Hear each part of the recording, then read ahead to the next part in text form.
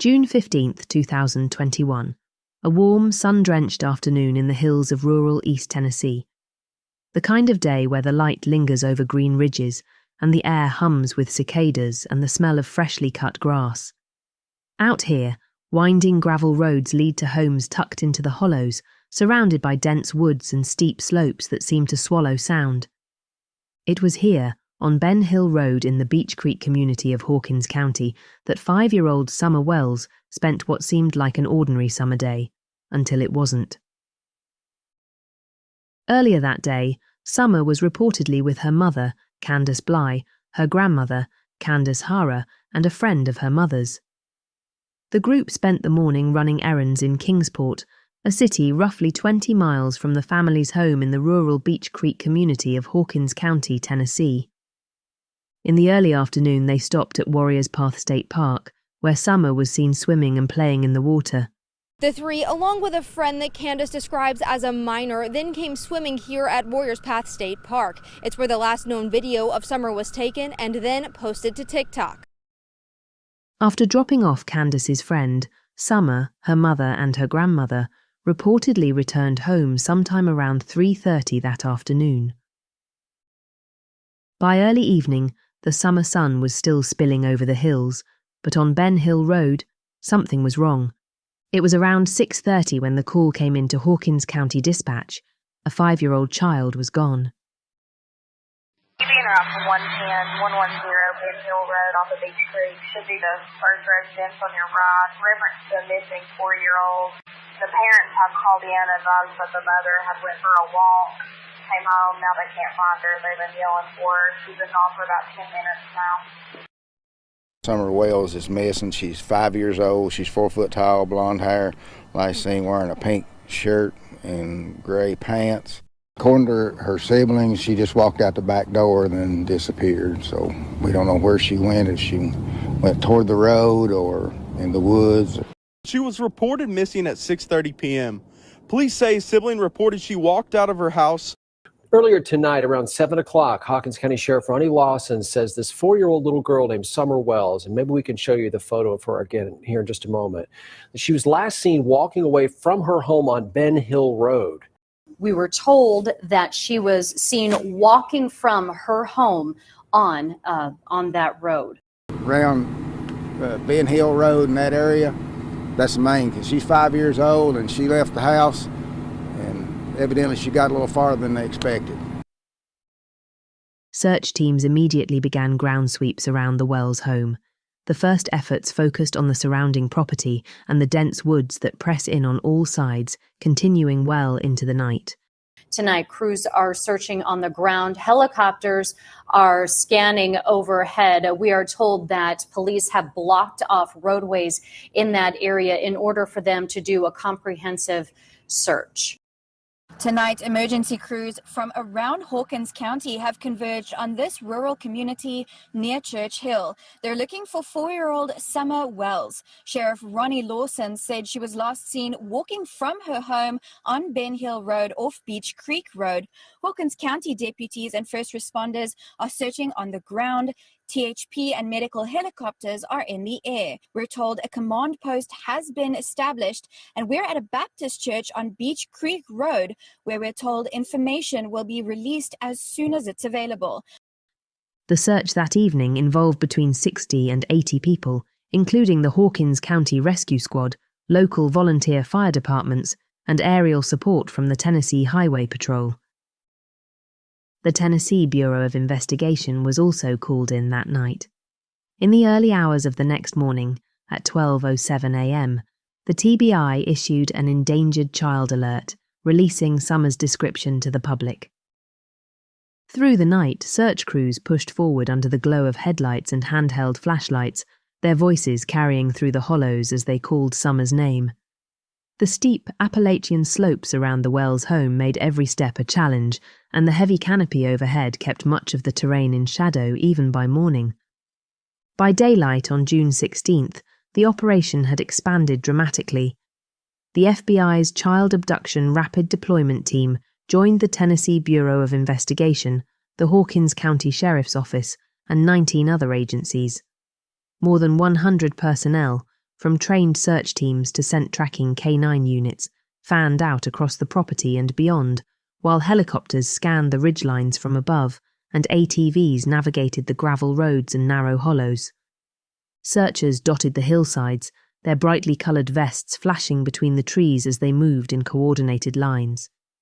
Shoulder to shoulder, they swept through thickets and waded across shallow creeks, their boots sinking into mud softened by nearby streams. The air was heavy with humidity, and the steady hum of insects mixed with the low murmur of radios as teams methodically closed the gaps between them.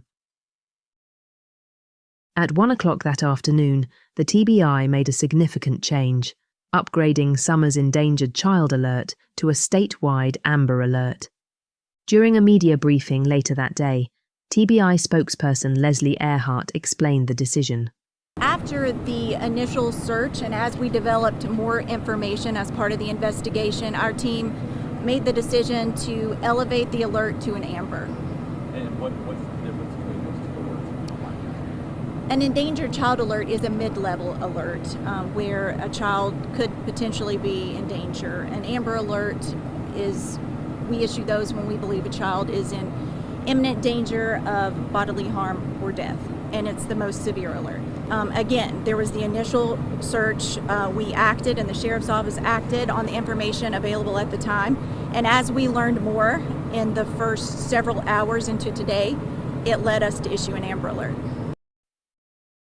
Sheriff Ronnie Lawson described the conditions as very dense, with limited radio communication and no cell service, challenges that slowed coordination between search teams and command posts. The area's narrow gravel roads and steep drop-offs limited vehicle access, forcing crews to hike in on foot and carry their gear over uneven ground. When asked where searchers were focusing their efforts and where locals should be watching, Lawson offered a simple but telling answer. Well, the terrain and stuff is like you see here. This is what the people are searching in. But if they seen something yesterday evening or afternoon that we need to know, that's when they need to make the call or come by the command post. Any kind of landmarks and sort of an area you're searching specifically, or just around Ben Hill Road and that area. That's the main, because she's 5 years old and she left the house, and evidently she got a little farther than they expected.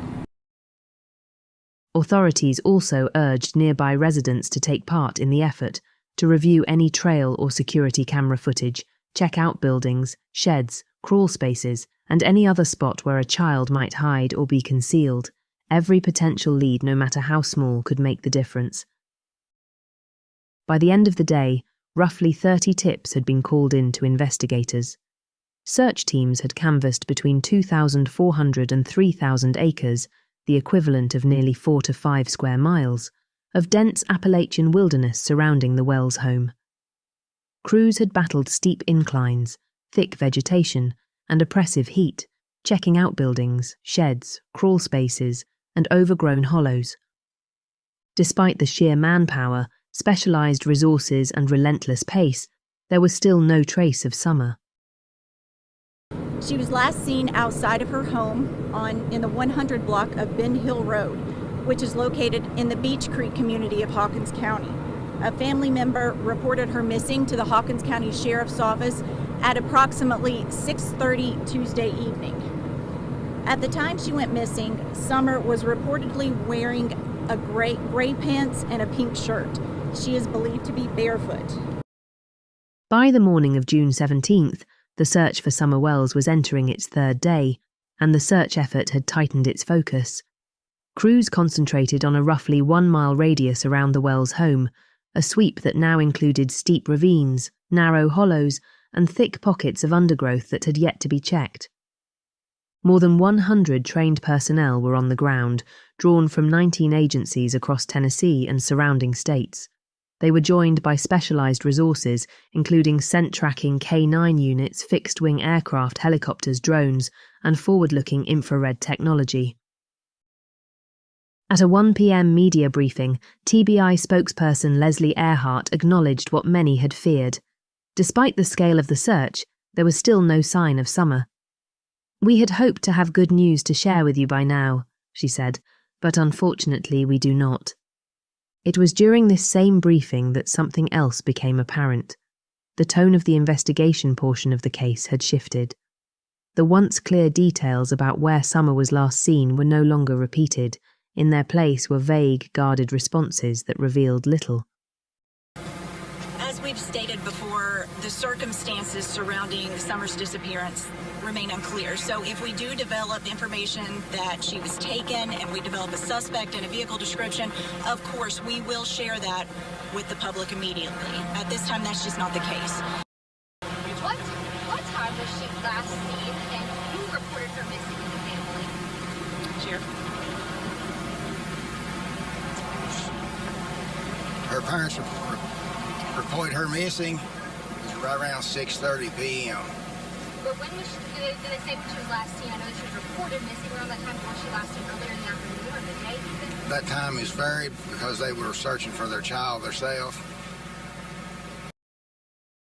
Adding to the strangeness, Summer's parents, Don Wells and Candace Bly, were not present at the scene that day. Although it won't be revealed for several days, Don and Candace never attend any of the media briefings. On the search side of things, Captain Tim Coop of the Churchill Rescue Squad, serving as the incident commander for ground search operations, confirmed what searchers had been battling since the first night. The terrain was both steep and dangerous, with a dense canopy overhead that blocked much of the sunlight. Heavy underbrush tangled their progress, and the same poor cell reception that had plagued the investigation from the start continued to slow communication between crews in the field and their command posts. As the day wore on, specialized teams navigated into areas that were too difficult to reach on horseback or ATV, forcing them to move slowly on foot. Searchers methodically combed through overgrown gullies, creek beds, and thickets where visibility dropped to only a few feet ahead. Officials stressed that only trained professionals were participating in the search due to the hazardous terrain. They asked the public not to join in physically, but to help in other ways, by sharing credible information, checking security and trail cameras, and inspecting crawl spaces, outbuildings, and sheds that might serve as hiding places. By that point, investigators had received nearly 50 tips, but none had led to Summer. Sheriff Ronnie Lawson reiterated that everybody is a person of interest until we find Summer, and that everything's on the table in the investigation. Ground operations ended each night at around 8 p.m, but Lawson made it clear that any credible lead, no matter the time, would be acted upon immediately. At approximately 8:40 p.m, officials issued another public request to residents along or near Ben Hill Road to check their trail cameras, security footage, and outbuildings for anything that might aid the investigation. The third day of searching came to a close the same way the one before had, with no sign of Summer Wells. On Friday, June 18th, the search for Summer Wells had grown to include 41 agencies and covered roughly 1,000 acres. Crews remained concentrated around Ben Hill Road and the adjoining parcels, methodically sweeping the same rugged terrain. The Tennessee Bureau of Investigation once again urged residents to check barns, outbuildings, and trail camera footage, emphasizing the importance of not overlooking any area. There was still no sign that the search had expanded significantly beyond that initial 1-mile radius. That afternoon, TBI spokesperson Leslie Earhart opened a press briefing by reminding the public that there were two distinct but parallel operations: the physical search and the broader investigation. While search updates could be shared publicly, the investigative side remained mostly behind the scenes. She reported that approximately 85 tips had been received so far, each of which was being followed up. Incident Commander Captain Tim Coop of the Churchill Rescue Squad detailed the scope of the operation: more than 100 trained ground searchers, aerial searches by helicopter and fixed-wing aircraft, multiple canine teams, advanced mapping technology, dive teams, extreme terrain search specialists, and subject matter experts. Urban search and rescue teams were also deployed. The terrain was described as extreme, exhausting crews quickly. By the end of June 17th, 680 acres had been searched. The goal was to reach 1,000 acres by the end of the current phase. Hawkins County Sheriff Ronnie Lawson reiterated that the investigation was active and ongoing, with everything on the table until they determined exactly what happened to Summer. He discouraged unsolicited searches by members of the general public, stressing that the search area was being covered by trained professionals who were tracked and accounted for at all times. Lawson also urged the public to focus on credible tips, such as actual sightings or relevant footage, rather than rumours or speculation from social media, which he said only slowed down the investigation. When asked about the circumstances surrounding Summer's disappearance, Lawson confirmed they were still under investigation and declined to characterise cooperation from the family, beyond saying that, currently, they are cooperating. TBI's Earhart added that if investigators were ever able to confirm an abduction, that information would be shared immediately. There was also a subtle shift in language compared to the day before, and in that change, an entirely new layer of the story emerged. As we've stated before, the circumstances surrounding Summer's disappearance remain unclear. So if we do develop information that she was taken and we develop a suspect and a vehicle description, of course, we will share that with the public immediately. At this time, that's just not the case. Well, at this time, the circumstances leading to Summer's disappearance are very much under investigation. So currently, it's an active and ongoing investigation. We're not going to stop until we determine what happened to her, and we're just taking it one day at a time.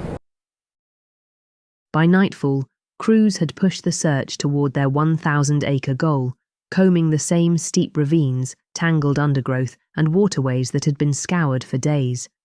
Yet despite the sheer scale of the operation, there was still no sign of Summer. The public face of the search remained steady, methodical, relentless, but the language from investigators hinted at something else entirely. A case whose direction might be shifting in ways the public couldn't yet see. That evening, Don Wells told reporters, "We know she was abducted. Somebody snuck up there when we weren't exactly paying attention. We don't know if they came into the basement and grabbed her, or if she stepped outside the basement and was walking to the swing or something." His words reflected the certainty he claimed to feel, and the uncertainty that still surrounded every other detail. Just pray that God, in His awesome power, for His name's sake, would please that Summer be okay, and please come home. I can't imagine how you've been feeling these past couple days. Yeah, it's been rough, but we believe in the resurrection. Never seen so many Christians in one place in my life. Like I say, that's pretty awesome to see that. And I just hope God in His mercies will deliver Summer home to us. Search operations slowed over the weekend, with fewer visible ground activities reported. Even so, the search did not stop entirely. On the night of June 19th, search helicopters could be seen working the area, their spotlights cutting across the hills and hollows around Ben Hill Road. By June 20th, 5 days after Summer vanished, the public had yet to see Candace Bly speak on camera. Not a single direct appeal to the community, no emotional plea for her daughter's return. In a case this urgent, that silence didn't go unnoticed. People began to question why the child's mother hadn't stepped forward in such a visible way. According to local station WJHL, Candace did speak to them privately, off camera, giving only a brief account of what she claimed happened that afternoon. Our crews this morning as well, she said that, she went inside to do something, came back out, checked on Summer a couple minutes later, and next thing you know, she was gone. Searches resumed on the morning of June 21st, but there were no major new updates provided. However, the following day brought a few notable updates. A Kingsport man offered a $25,000 reward for information leading to Summer's recovery. Investigators set up a roadblock along Ben Hill Road, stopping drivers to ask if they had noticed anything unusual on the day she vanished.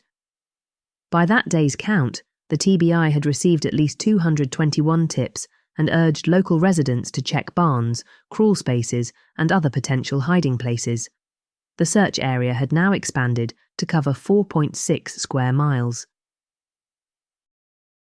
On June 23rd, search teams continued to focus on the area around Ben Hill Road, while agents and detectives followed up on leads. As of that afternoon, the tip count had climbed to 304, but none had resulted in a breakthrough. Crews were seen conducting a grid search in a nearby field, maintaining the slow, methodical sweep of the surrounding terrain. On June 23rd, search teams continued to focus on the area around Ben Hill Road, while agents and detectives followed up on leads. As of that afternoon, the tip count had climbed to 304, but none had resulted in a breakthrough. Crews were seen conducting a grid search in a nearby field, maintaining the slow, methodical sweep of the surrounding terrain. On June 24, 2021, officials held a press conference to update the public on the search for 5-year-old Summer Wells. Summer was still missing, and authorities stressed they were more concerned than ever. Agents with the TBI, Hawkins County Sheriff's Office, and the FBI continued to explore all possibilities. The exact circumstances leading to Summer's disappearance remained unclear. We want to reiterate that the circumstances leading to Summer's disappearance remain unclear, which is why we've been exploring all possibilities. While an abduction had not been ruled out, investigators emphasized there was no evidence at that time to confirm it had occurred. It was still possible, they said, that Summer had wandered off and was lost or hiding. Sheriff Ronnie Lawson used the opportunity to make a direct plea to residents in both Hawkins and Sullivan counties. Please go back and check your entire property. That means outbuildings, barns, crawl spaces, anywhere a child might hide. He stressed that this would help the search teams tremendously, given the vast and remote terrain. By that point, 72 agencies from Tennessee, Ohio, Virginia, Alabama, Georgia, and North Carolina had taken part in the effort. Specialized search and rescue units and K-9 teams were on the ground. Officials estimated that roughly 2,400 acres had been covered since Summer was reported missing on June 15th. The mountainous, heavily wooded landscape continued to slow the search. Still, crews were working around the clock, swapping out teams to keep the operation going both day and night. Even after dark, fixed-wing aircraft, helicopters, FLIR, and aerial mapping were being used to scan the area until daylight. Weather was another factor. With severe thunderstorms in the forecast, search leaders said they would adjust which terrain they targeted, but it would not change their aggressive pace. On the investigative side, residents had responded to earlier requests for home security footage and trail camera images. Any vehicles or drivers seen near the Wells home during the time frame had been identified and interviewed. Family members, Lawson confirmed, were cooperative and remained upset. Authorities again stressed that they were following up on credible tips only, and that speculation or social media opinions were not helpful to the investigation. The focus, they said, was still the same. We will not quit until we find Summer Wells. The June 24th media briefing ended with investigators urging the public to recheck their properties, submit only credible tips, and remain vigilant. But in the days that followed, little changed. Despite hundreds of tips, surveillance reviews, and continuous ground and aerial searches, there was still no confirmed sign of Summer Wells. Most of the information coming in either led nowhere or was quickly ruled out, and publicly, the investigation appeared stalled. On June 26th, investigators released the first significant public lead, a vehicle they believed might be connected to the case, or at least to someone who had been in the area around the time Summer disappeared. It was described as a 1998 to 2000 maroon or red Toyota Tacoma with a full-bed ladder rack and white buckets in the bed. The TBI made it clear the driver was considered a potential witness, not a suspect, but they might have seen something important. But beyond this, there was little new to report. By the following day, June 27th, the search had already reached a turning point. Crews had fought through nearly impassable terrain for days, covering thousands of acres of ridges, ravines, and thick undergrowth, yet no sign of Summer had been found. With more than 500 tips now logged, but no fresh leads to guide them, officials began scaling the search back from an all-out sweep to a more targeted effort. For the public, it meant fewer updates. For investigators, it meant squeezing every last possibility out of the limited information they had. June 28th marked the first on-camera appearance of Don and Candace together since Summer's disappearance and Candace's first public statement. In the interview, she described the afternoon Summer went missing. Interestingly, her story had changed from just a few days prior. Me and my mother and her were planting flowers, and we went in after we got done washing our hands, and she got a piece of candy from Grandma, and she wanted to go back over and see her brothers, and I said okay, and I walked her all the way over to the porch, and I watched her walk into the kitchen where the boys were watching TV, and I told the boys, I said, watch Summer, I'll be back. And within 2 minutes I came back, and I asked the boys where their sister was, and they said, she went downstairs, Mom, to play with her toys in the playroom. I said, okay. And I yelled downstairs for her a couple times, and I didn't get no answer, which was unusual because usually she always answers me. And so I went down there to check, and she was nowhere in sight. She was just gone. Her parents described Summer as an outside kind of girl, energetic, fearless, and always keeping up with her brothers. Don called her strong and athletic, noting she could pull herself onto her swing with just her arms. Don said Summer's constant need to be outside was her downfall, admitting he and Candace often had to remind the boys not to leave Summer outside alone. Please don't hurt her. Please let her come home. My biggest fear is, her being tormented or locked in a dungeon or basement or something, because she loved to be outside all the time. That was her, unfortunately, her downfall. 'Cause a lot of times the boys would be inside and we'd be like, "Where's Summer? Why'd you leave her out there alone? Go get Summer now." And that's happened over and over again. And we'd come out, and she would always be close by, but we was always coming up. She had to be outside. She was an outdoor person. And she loved to be outside. Yep. They spoke of her love for mud, water, running, swinging, dancing, and pretending to be a princess, as well as her deep affection for their church community, particularly a woman named Robin. Both parents repeated their belief that she was abducted and urged anyone with information to come forward. While stressing hope, they occasionally referred to Summer in the past tense, later apologizing and attributing it to fear or habit. Candace would not appear on camera again until November 2021, nearly 5 months later. Since those early days, no substantial new information has ever been released to the public. The circumstances leading to the disappearance of Summer Wells remain as unclear today as they were on June 15, 2021. Despite thousands of tips, countless hours of searching, and the involvement of local, state, and federal agencies, Summer is still missing. On June 17, 2023, 2 years after Summer vanished, the National Center for Missing and Exploited Children released an age-progressed image. It shows what she might look like today at 7 years old. In it, you can still see her, the little girl with the bright smile, light blonde hair, and eyes that seemed to hold 1,000 questions.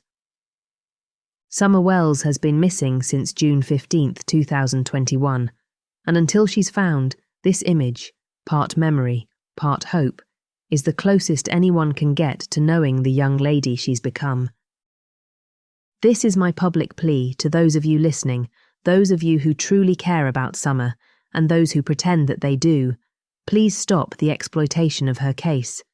She's a missing little girl and should not be your primary source of income, and to the viewers, please be cautious in what you're supporting. As long as those who exploit Summer's case continue to make a profit, the cycle will never end. The people who are most capable of making the exploitation stop are all of you, the viewers. It's all about who you support, what you support, and what you don't. You can make a difference. If you have any credible information on the disappearance of Summer Wells, please contact the TBI at 1-800-TBI-FIND or the Hawkins County Sheriff's Office at 423-272-7121.